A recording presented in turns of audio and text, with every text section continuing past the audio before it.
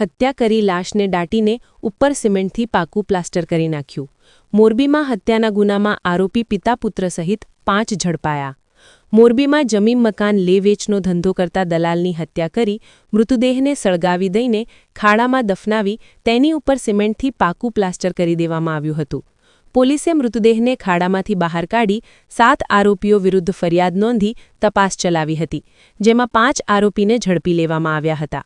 મોરબીના વીસીપરામાં રહેતા રિયાઝ તાજ મહંમદ ભટ્ટીએ આરોપીઓ બાબુભાઈ થોભણભાઈ અધરા, જીતેશભાઈ બાલુભાઈ ઝાલરિયા, રમેશભાઈ અરજણભાઈ અધરા, વિશાલ રમેશભાઈ વાઘડિયા, રહે લક્ષ્મીનગર, રમેશભાઈ અરજણભાઈ અધરા, રહે આલાપ રોડ, કાંતિજોત મોરબી અને જયદીપ કાનાભાઈ સેરસિયા, રહે નરસંગ ટેકિલ પાસે મોરબીવાળા સહિતના 5 આરોપીઓને ઝડપી લીધા હતા।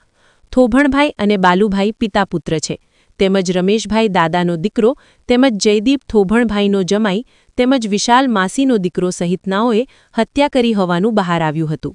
બ્યુરો રિપોર્ટ, સમય 24 ન્યૂઝ, મોરબી।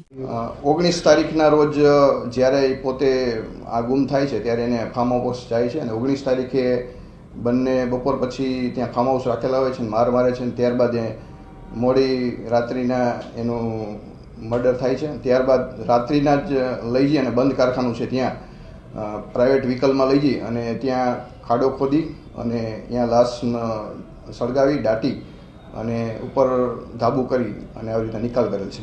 આમાં હજી 2 આરોપી જે પકડવાના બાકી છે એની તપાસ કરી રહ્યા છીએ।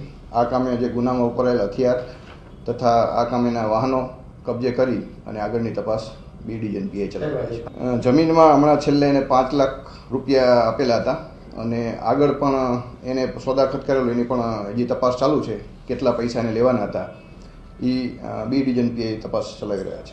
તેઓમાં ગુનાની વિગત એવી છે કે આ લોકોએ જમીનના પૈસા બાબતે થોભણભાઈ અને આ કામેના મરણ જનાર વચ્ચે જમીન લે વેચ કરતા હતા। પૈસાની માંગણી એને બાકી હોય, સોદાખત કરેલું હોય અને જમીન બાબતે બંને વચ્ચે એના પુત્ર જે આ જમીનના સોદા માટે જગ્યા જોવાનું કહીને એની ગાડીમાં લઈ ગઈ, ત્યારથી એની સાથે અન્ય 2 આ કામેના આરોપીઓ સાથે રાખી અને ભડિયાદ ખાતેના ફાર્મ હાઉસ ખાતે માર મારી અને બધાએ ભેગા થઈ અને માર મારેલ એમાં સદરુ કામે તાજ મહંમદ છે એમનું ખૂન થઈ ગયેલું અને બાદ એની લાશનો નિકાલ કરવા માટે પીપળી પાસે એનું બંધ કારખાનું છે ત્યાં લઈ જઈ અને લાશને ખાડો ખોદી સળગાવી અને માટી નાખીને લાશ જે જગ્યા હતી ત્યાં પાકું ધાબુ કરી અને પુરાવાનો નાશ કરેલ। આ બાબતે જુદી જુદી આઈપીસીના જુદી જુદી કલમો હેઠળ ગુનો દાખલ કરવામાં આવેલ છે અને 5 આરોપીને આજરોજ ધરપકડ કરવામાં આવે છે।